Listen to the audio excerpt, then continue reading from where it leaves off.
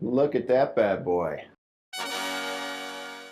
Well, hello everyone, Andy Klein here. Welcome to my shop. I have with me the actual commercial product that Rockler is going to be selling. And today I wanted to answer some frequently asked questions that have come up, try to provide a little bit more clarity on some aspects of the tool that people are curious about, its operation, and so on. Before getting into that real quick, this is available for pre-sale. There's a link in the description for Rockler's pre-sale page where you can put your credit card number in to reserve a blade. You won't be charged until it actually ships, which will be at the end of May. So okay, what have people been curious about? So first and foremost, question I've gotten quite a bit, does this work with SawStop? And unfortunately, no, it doesn't. Will it ever work with SawStop? I don't know. And other than I'm sorry, there's not a lot more I can say about the topic to all the SawStop viewers who have been excited about this. And this actually reminds me of another frequently asked questions from Incra fence owners.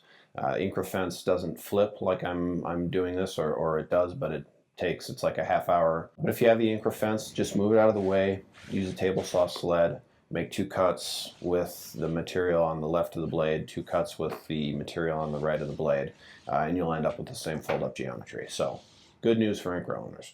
So what table saws does this blade work with? Well, really any saw that can run a dado stack is going to be able to operate this blade. Now, to make a miter fold joint in really thick material, 3/4 inch, you need to have room to load 7/8 worth of blade onto the arbor, thereabouts. So for like a contractor saw that has maybe just shy of 3/4 capacity for a dado stack, you could still make miter fold joints in 1/2 inch material, but for the really thick stuff, you just wouldn't have enough arbor for it. So it's really all about the arbor. If you have enough arbor, then your saw is built for a dado set and it'll have enough power. So that's the story there. Does it work on solid woods? Yes, it does. Now, starting with a big solid wood panel to make like a drawer probably doesn't make sense, but I'm going to explore some applications where it could be really useful to use this blade on solid wood. So now let's take a look at a little bit more detail on how to set up and use the blade. So the first step in using the system is to get a precise thickness measurement on the material. Now you could use a caliper to do this, but with the rule I'm able to determine this is pretty close to 31/64. So now that you have material thickness, you can use this chart to figure out how to set up the miter fold blade and the dado set. Now I need to mention that this is just a draft that I came up with and sent to Rockler. Obviously they will polish it up, maybe make some minor changes, but hopefully, especially if all of the comments I get on this are positive and you find it intuitive, the final version will look something like this. So we were at 31/64 material thickness. That means we need our left and right dados, the 1/8 inch shipper, 7.2 millimeter shims, and 1.1 millimeter shim. If we set it up right like that, it should cut a perfect miter fold. And if we get it a little bit wrong, then we can use this troubleshooting chart to figure out what happened. If it looks like this, we got too much dado on there. If it doesn't quite close up, it looks like this, then it's set too narrow. But most of the time, I'd say 9 times out of 10, I'm able to get it right on the first try. By the way, this should answer a question that I've gotten quite a few times of, does this work with just one thickness of material, or does it work with multiple thicknesses? And it does work with multiple thicknesses, to a bit below 1/4 inch to just over 3/4 inch, anything in between. By setting the dado up as this chart specifies, you'd be able to cut a perfect miter fold joint in any of those thicknesses of material.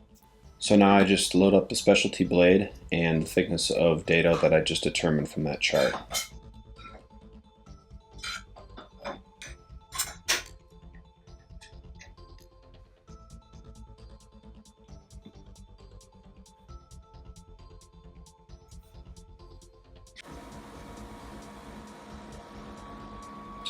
I raise the whole blade assembly up through the zero clearance insert. And now I need one of the points of the blade right in the center of the cut so that I can get the height right. Ignore the blue and red circles. Those were from the very first video when I was showing why the fence needed to be flipped. And then I just use a ruler and eyeball a blade position with the point just below the plane of the workpiece. Then I set the fence so that the point of the profiled blade is right at the height of the outside height of the drawers, and then make my 4 cuts. Flipping the fence after the first 2, or using a sled if I'm an anchor fence guy.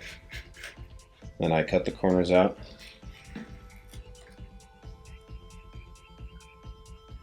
And I'm ready to glue it up.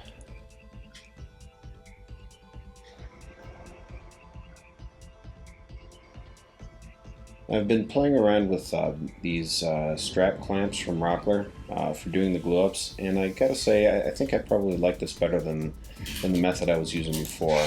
I still do use a couple extra clamps to get pressure in the middle, but I think this glue up gives better all-around pressure than the ones I've been doing that focuses only at the corners.